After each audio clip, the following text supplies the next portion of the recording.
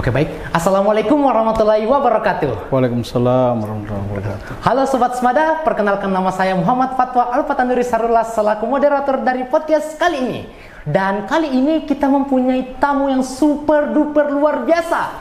Kalau begitu, beliau silakan perkenalkan diri. Ya, makasih moderator. Nama saya Sukayono SPD MPD. Diberikan amanah sebagai Kepala UPT SMA Negeri 2 Nrekang mulai dari 4 Desember 2017 sampai sekarang. 4 Desember Iya. 2017 sampai sekarang. Sampai itu sekarang sudah kira-kira 7 tahun. Ya? 7 tahun. Oh ya. Iya. 7 tahun itu Bapak sudah jadi Kepala Sekolah UPT SMA Negeri 2 Nrekang. Iya. Kalau boleh tahu nih Pak, sebelumnya boleh Bapak ceritakan sedikit dong riwayat hidupnya sebagai kepala sekolah atau mulai dari lahirnya Bapak hingga sedetik sampai titik saat ini, supaya teman-teman di sana itu bisa tahu lebih kenal lagi dengan Bapak. Baik, saya SD, SMP-nya, SMA-nya itu di Goa. Di Goa. Jadi masuk S1 di Pendidikan Geografi EPIPS IKIP Ujung Pandang pada saat itu. Sekarang menjadi Universitas Negeri Makassar. Selanjutnya saya lanjut S2 Manajemen Pendidikan itu tahun 2013 sampai 2015 selesai. Nah, itu dari segi pendidikan. Kalau dari jenjang pengangkatan saya 2002 terangkat sebagai pegawai negeri sipil, ditempatkan di Kabupaten Nrekang. Tugas pertama saya itu di SMP Pondok Modern Darul Falah Nrekang. Itu dari 2002 sampai 2008. 2004 saya diberikan amanah sebagai kepala SMP 2004 sampai dengan 2008 Oktober 2006 dan sampai 2008 saya sempat menjabat 2 sekolah, kepala SMP dengan kepala MTS sesudah Darul Falah. Selanjutnya 2008 Oktober, itu di akhir bulan Oktober saya mutasi ke SMA 1 Cendana dulu. Sekarang namanya SMA 7 Nrekang. Nah, gitu di beberapa tugas tambahan diberikan di sana sebagai wakasek kurikulum, wakasek kesiswaan dan lain-lainnya. 2012 saya ikut tes calon kepala sekolah yang dilaksanakan oleh LP2KS Solo di bawah Kementerian Pendidikan dan Kebudayaan, dan 2013 tanggal 27 September 2013 saya diangkat, diberikan amanah oleh pemerintah Kabupaten Nrekang sebagai Kepala SMA Negeri 1 Masaleh, sekarang SMA 11. Jadi dari 27 September 2013 sampai dengan 4 Desember 2017 itu saya berada di SMA 1 Masaleh atau dulu SMA 11 sekarang. Itu riwayat pekerjaan saya selama ini. Kalau di organisasi saya mulai dari bawah, cukup yang saya sampaikan di organisasi PGRI. Saya mulai dari ranting saya sempat jadi bendahara ranting SMP 1 Nrekang, karena SMP 1 Nrekang dengan Darul Falah itu satu kesatuan, satu ranting. Saya bendahara, baru saya bergeser ke SMA 1 Cendana pada saat itu, SMA 7. Saya ketua satu pengurus PGRI di Kecamatan Cendana. Selanjutnya saya pindah lagi ke Masaleh.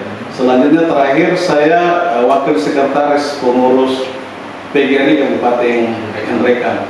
Jadi Bapak sampai saat ini masih jadi wakil sekretaris? Ya, sekarang saya banyak berkecimpung di UPT SMA Negeri 2 Nrekang sebagai pelindung dan penasihat PGRI. Seperti itu. Jadi diberikanlah kesempatan kepada yang masih muda-muda untuk regenerasi, untuk kepengurusan seperti itu. Oke, jadi sekarang sudah masuk ke eranya yang muda begitu? Iya, seperti itu. Oke, jadi teman-teman, jadi kita sekarang masuk ke topik utama nih Pak. Siap. Bagaimana sih tujuan Bapak sampai bisa membuat Semada itu bisa semaju sampai titik ini? Bahkan sampai menerapkan absensi digital, ulangi pakai HP atau semacamnya begitu. Bagaimana sih awalnya Bapak sampai ingin mencoba masuk ke titik digital itu? Terima kasih. Yang pertama adalah perbaiki niat. Niat itu adalah lillahi ta'ala. Kita memang untuk mau mengabdi. Jadi dimanapun kita mengabdi harus memberikan sesuatu, memberikan story dimanapun kita berada. Itu story yang baik. Jadi saya memang apalagi di era digital ini seperti sekarang, SMA 2 itu adalah salah satu sekolah yang favorit dari dulu. Istilahnya dulu SMA 1, SMA 3, 7, 4. Maka kita harus berbenah. Kuncinya adalah bagaimana merubah itu mindset. Setiap tahun harus ada perubahan. Karena tanpa perubahan maka kita akan ketinggalan zaman. Itu kuncinya menurut saya. Jadi jangan kita bosan-bosan untuk berinovasi, untuk berbuat sesuatu. Gitu kuncinya. Jadi kalau orang sudah melakukan, maka kita harus lebih baik. Kalau orang belum melakukan, maka kita lah yang harus memulai. Jadi terakhir ini seperti sekarang ini dengan absensi digital. Nah, itu memang saya harus menjadikan bahwa SMA 2 itu adalah salah satu pionirnya absensi digital, dan itu belum ada di Kabupaten mereka ini, baik tingkat SMA, tingkat SMP. Jadi absensi digital itu baik di saya di sistem itu langsung masuk di HP orang tua, dari mulai masuk. Jadi guru itu melakukan absensi langsung masuk ke HP orang tua. Iya, jadi seperti ini. Guru maupun siswa ini barcode kalau pagi, sepersekian detik itu masuk di HP orang tua, dan ini saya bisa pantau semua siswa dan guru itu masuk semua di sini apapun. Jadi begitu juga dengan pergantian jam. Jadi pergantian jam otomatis guru yang mengajar di kelas itu tinggal absensinya lewat HP. Sepersekian detik itu masuk di HP anakku sekalian sebagai peserta didik. Begitu juga pada saat pulang. Yang kedepannya ini yang saya mau kembangkan adalah tentang waktu salat juga dengan tugas-tugas. Jadi itu salat. Jadi kalau misalnya ada tugas matematika, orang tua itu tahu bahwa ada tugasnya fatwa matematika, harus kumpulnya tanggal sekian seperti itu. Oke, kita kembali lagi ke absensi digital ini. Siap. Sebenarnya apa bahasanya tuh? Kalau absensi digital ini itu kalau bagaimana sih sebenarnya penerapannya target Bapak agar absensi digital ini benar-benar berhasil? Target Bapak lah bahasanya. Baik, jadi ini memang absensi digital 1 tahun yang lalu itu memang saya bercita-cita dari awal. Tapi alhamdulillah pada tahun ini khususnya di bulan Juli ini sudah mulai terrealisasi, walaupun sekarang saya sampaikan ini adalah tahap sosialisasi. Belum, jadi masih tahap sosialisasi supaya orang tua mau dilihat bagaimana daripada tanggung jawab. Jadi kuncinya sebetulnya dengan absensi digital ini, satu itu meningkatkan kedisiplinan. Satu, kedisiplinan guru. Yang kedua adalah kedisiplinan daripada siswa. Yang kedua itu membangun sinergi. Ya, jadi tanggung jawab pendidikan itu adalah bukan hanya sekolah, tetapi orang tua itu juga. Jadi pada saat absensi ini masuk di orang tua, maka otomatis itu adalah tanggung jawabnya juga. Dia tahu, oh anak saya sudah sampai sekolah, oh anak saya belajar ini sekarang, oh anak saya kurangnya sudah sekian. Jadi itu. Jadi dengan adanya seperti itu kan menumbuhkan yang namanya kedisiplinan dari awal. Seperti itu. Saya maunya bahwa SMA 2 itu ya lebih baik lagi ke depannya seperti itu. Jadi tidak ada lagi yang bolos, gimana mau bolos, sudah ketahuan sama orang tuanya seperti itu. Oke nih Pak, kalau misal nih absensi digital ini anggaplah anggaplah di mana situasi orang berhasil bocor datanya. Maksudnya orang berhasil dapat ID atau passwordnya begitu. Nah, misal orang itu dapat, bisa saja kan orang itu menyalahgunakan absensi digitalnya. Apalagi kalau misal dia sampai ke anak-anak yang kurang bertanggung jawab dalam tanda kutip, mereka gunakan, mereka simpan. Saya mau ada nih absensi digital, saya pakai saja deh. Nanti Biko masuk dan Biko masuk, pakai misalnya absensi digital, scanning saja saat ini. Begitu, apakah bisa ditangani? Itu ditangani karena adminnya itu langsung saya. Langsung saya. Jadi yang tahu kuncinya ini passwordnya, usernya adalah saya, selain itu pengembang. Memang Bapak Ibu guru ada 8 orang yang membantu saya sebagai operator. Jadi iya, jadi sebagai admin itu kan saya harus percaya mereka bahwa inilah yang pegang ini user dan passwordnya seperti itu. Jadi kalau ada kebocoran pasti saya bisa ini. Dan alhamdulillah selama 2 pekan ini sudah tidak ada masalah. Ya, memang jadi masalah ini karena banyak siswa yang mengisi data dulu bukan nomor orang tuanya. Nah, seperti ini banyak komplain. Nah, itu belum bisa didetek ya Pak. Orang yang melakukan hal-hal bodoh sih, tanda-tanda bodoh harus seperti itu. Sekarang sudah diinventarisir oleh guru BK dan wali kelas, karena wali kelas kan ada namanya pertemuan dengan orang tua. Jadi nanti ada daftar di wali kelas siapa orang tua yang belum masuk notifikasi di HP-nya akan kita keluar. Jadi BK juga sekarang menyisir itu, makanya disisir semua, dicocokkan nomor HP yang dia input masuk dengan nomor HP yang selama ini kontak dengan orang tua. Seperti itu. Kalau kita kembali lagi ke absen ini, sebenarnya absen ini itu kayak apa namanya, kayak absensi yang biasa dipakai PNS tidak? Itu yang canggih. Bapak tahu nanti aplikasi dan itu yang aplikasi biasa digunakan apa namanya para pegawai negeri. Dia kan konsepnya ini pemakaian aplikasinya itu menyesuaikan dengan titik lokasi. Jadi si absensi digital yang dilakukan di Smart itu apakah pakai juga yang sesuai titik lokasi baru bisa dipakai atau cuman pakai pengamanan sebatas admin begitu? Iya, jadi kalau yang absensi digital ini itu jaraknya 5 meter dari barcode-nya. Jadi kalau misalnya sekarang kan memakai dengan Chromebook itu, karena sekarang itu paling jauh adalah 5 meter. Itu pun tidak bisa kalau tidak nampak di kameranya itu si Chromebook seperti itu. Maksud saya begini. Radiusnya tidak bisa dipakai di luar radius itu. Tidak bisa. Dia hanya jaraknya, saya sampaikan jaraknya itu dari anggap dari ini adalah Chromebook ini kamera, itu hanya sampai 5 meter dari itu. Jadi Chromebooknya ada di situ sekitar 5 meter saja. Kalau bisa terbaca. Karena memang sudah dikunci. Begitu. Jadi beda dulu absen seperti penderita dari dinas pendidikan itu kan radiusnya sampai 50 meter. Jadi bisa saja di rumah absen. Kalau ini tidak bisa. Jadi benar-benar harus di Semada. Iya, harus di Semada dekat dengan Chromebook. Dan ini sementara mau dipasang scannernya. Scannernya. Jadi yang awalnya itu masih laptop, depannya itu jadi kayak semacam scanner. Iya, akan dipasang di dinding.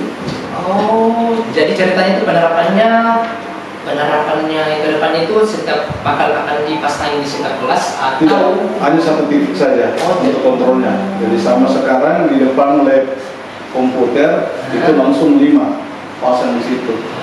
Begitu. Untuk tidak sampai 1.000 orang, 990 orang itu. Supaya tidak langsung dirusaki. Dirusaki seperti itu. Jadi kalau guru memang dia tersendiri juga. Guru itu tersendiri di atas di dekat ruang BK. Jadi terpisah. Iya. Selain absensi digital ini, ada nggak sih hal-hal yang inovasinya Semada di eranya Bapak? Inovasi dalam bentuk digitalnya selama Bapak menjabat. Paling ya adalah pada saat itu pemakaian CBT saja. Itu pun saya ke depan ini saya kembangkan karena setelah saya lihat 2 tahun terakhir ini dipakai CBT, ada saja karena namanya kemajuan teknologi, ada saja yang membuat dalam dua layar seperti itu. Ini yang sementara saya kembangkan. Mudah-mudahan ke depan ini pada saat ulangan semester tidak ada lagi yang seperti itu. Iya. Kenapa? Pertanyaan saya tentang CBT ini, kenapa Bapak menggunakan CBT? Kan banyak sekali aplikasi-aplikasi di Play Store itu kayak ada itu aplikasi yang orang tidak bisa keluar dan bisa dibilang itu mohon maaf lebih baik daripada CBT. Tapi kenapa Bapak masih berpatokan ke CBT ini? Oke, makasih. Satu, banyak memang di Playstore itu kan berbayar, itu juga. Jadi kan saya berpikir kalau CBT masih bagus dan itu tidak terlalu mengeluarkan biaya khususnya bagi anak-anakku sekalian, karena tingkat pendapatan ekonomi anak itu tidak sama. Gitu. Jadi makanya kita ambil yang CBT yang itu, saya kira itu. Tapi saat ini sementara mau pengembangan ke depannya bagaimana. Gitu. Jadi sama dengan absensi digital, ini saya tidak mau merepotkan daripada orang tua siswa. Makanya dicetakkan semua itu ID-nya seperti itu. Kalau kemungkinan ya berurusan sama pengurus OSIS seperti itu ada kaitannya. Karena tingkat itu tadi, tingkat pendapatan orang tua itu tidak sama. Nah, gitu. Jadi kalau kayak absensi digital ini kan hanya satu kali sekolah ini. Ya. Gitu. Selesai itu akan dipakai seterusnya. Oke, absensi digital. Kalau boleh kita kembali ke sekolah pembelajaran, materi pembelajaran. Saya sebenarnya mau bagaimana sebenarnya pandangan Bapak sekolah ideal itu bagaimana dalam era digital ini, sekolah ideal untuk anak-anak, bagaimana kita mendapatkan goalsnya, bagaimana anak-anak bisa berkembang, dan bagaimana seorang guru bisa memberikan pengetahuannya kepada anak-anak yang dididiknya, meskipun dalam hal ini anak-anak tersebut itu belum bisa paham gitu, karena biasanya kan ada memang perbedaan anak-anak, cara nangkapnya itu berbeda. Ya. Sebetulnya di era digital ini sebenarnya memang bagusnya guru itu harus paham tentang IT semua, tentang IT. Jadi di beberapa kelas yang ada di SMA mereka itu kan sudah memakai smart TV kan yang terpasang di dinding. Hanya memang sebagian itu belum difungsikan. Memang sebetulnya kalau kita mau, sebenarnya anak-anak bisa diizinkan untuk memakai atau membawa smartphone. Yang jadi kendala adalah itu pengawasannya. Nah itu. Sebenarnya kalau di era digital ini kan sebenarnya diberikan kesempatan itu sesuai misalnya membawa smartphone apa semua, hanya untuk kontrolnya itu karena kan kita tidak bisa seorang guru itu mengontrol semua. Jangan sampai jam istirahat kita guru-guru sudah ada di ruang guru, oh yang lain itu aneh-aneh buka yang situs-situs yang itu yang dikhawatirkan, itu yang lebih merusak sebetulnya. Tetapi kalau di era sekarang ini ya sebetulnya sih kalau sekolah yang mau anggap maju memang harus yang berbasis IT semuanya seperti itu. Karena kalau kita lihat di SMA 2 ya mereka itu masih ini, karena itu kesadaran tentang itu tadi. Dan kontrolnya itu apakah bisa dikontrol dirinya, tidak melihat tanda kutip ya gambar-gambar yang tidak senonoh seperti itu. Tapi dikhawatirkan. Karena ya mohon maaf Pak, banyak teman-teman bilang kenapa sih semua anak boleh bawa HP, katanya juga begitu. Tapi kalau saya juga setuju dengan pandangan Bapak, karena banyak teman-teman saya itu yang masih belum bisa memakai HP sebetul itu, karena digunakan untuk buka situs-situs aneh lah atau apalah begitu. Oke baik Pak, kalau begitu pertanyaan terakhir dari saya sebelum kita masuk ke sesi tanya jawab. Apakah Bapak sudah merasakan bahwa Semada ini sudah sampai ke titik terbaiknya, atau Bapak masih ingin membuat inovasi yang lebih baik daripada ini? Semada ini belum seberapa. Oh, belum. Jadi Semada ini harus lebih baik lagi. Jadi makanya selama ini ya bukan moria ini karena doa semua warga Masjid Bengkulu, dukungan dari pemerintah kabupaten yang mereka alhamdulillah. Kita lihat dari segi fisik di SMA 2 itu sudah mengalami perubahan yang ini signifikan. Sekarang saya masuk ke dalam isinya, makanya sekarang masuk ke kegiatan pembelajaran dan aktivitas. Kalau saya ini belum seberapa, harus memang lebih baik lagi ke depannya seperti itu. Jadi memang perlu dukungan dari orang tua dan pemerintah, khususnya pemerintah kabupaten. Dan kami berusaha berbuat yang maksimal dan terbaik untuk SMA 2 dan khususnya kabupaten mereka. Dan itu karena prinsip Kalau bukan sekarang, Kapan lagi? kalau bukan kita, siapa lagi? Seperti itu kalau saya. Jadi kuncinya adalah nilai tanah kita niat untuk bekerja, nilai tanah seperti itu maju dan merubah mindset, keluar dari zona nyaman seperti itu. Terus saya. Luar biasa sekali. Oke, itu tadi beberapa hal yang Bapak sampaikan dan luar biasa sekali. Oke, sekarang kita masuk ke sesi tanya jawab. Kita buka pertanyaannya ya. Oke, ini merupakan salah satu pertanyaan yang cukup luar biasa. Apa sebenarnya tantangan yang dihadapi SMADA di era digital ini? Satu, saya perhatikan masih banyak anak-anak saya katakan anak-anak saya, Iya.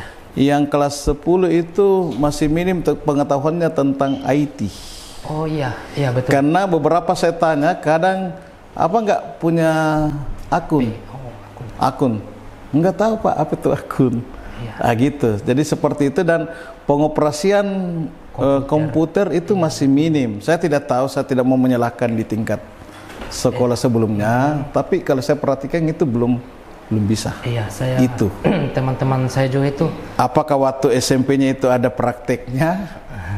Pegang keyboard apa semua, walau alam bisawab itu kami, itu kan bukan di ranah kami, dan tidak bisa juga saya untuk menilainya seperti itu. Jadi salah satu patokan Bapak ke depannya itu memperbaiki pengetahuan IT anak-anak depannya. Makanya dengan 5 orang guru informatika sekarang itu memang saya genjot. Makanya saya bikin grup, saya genjot itu minimal itu dasar-dasarnya dulu. Kalau dia sudah paham tentang dasar-dasarnya tentang informatika, insya Allah sudah bisa itu. Apalagi kan sekarang dengan mudah mereka bermedsos begitu anak-anak. Tetapi kalau dasar-dasarnya tentang Word, PowerPoint, dan mereka itu tidak bisa, Canva apa semua, itu kan di era digital ketinggalan. Iya, karena banyak sekali anak-anak zaman sekarang, teman-teman saya, terkhususnya satu kelas saya itu, persoalan kasih nyala mati komputer, persoalan pasang-pasang sana sini tuh masih luar biasa, masih tidak tahu apa yang harus dibikin begitu. Iya, itu yang menjadi ini tantangan. Dan saya berusaha gitu, insyaallah. Oke. Baik, terima kasih Pak atas waktunya yang telah diluangkan. Ya, dan sama-sama. Teman-teman semua jangan lupa like dan subscribe video ini, atau kalau kalian suka silahkan share ke teman-teman kalian supaya teman-teman kalian juga dapat manfaat yang sama. Sekian dari saya, lebih dan kurangnya mohon dimaafkan. Wabillahi taufiq walhidayah. Wassalamualaikum warahmatullahi wabarakatuh. Waalaikumsalam. Terima kasih banyak Pak. Pak.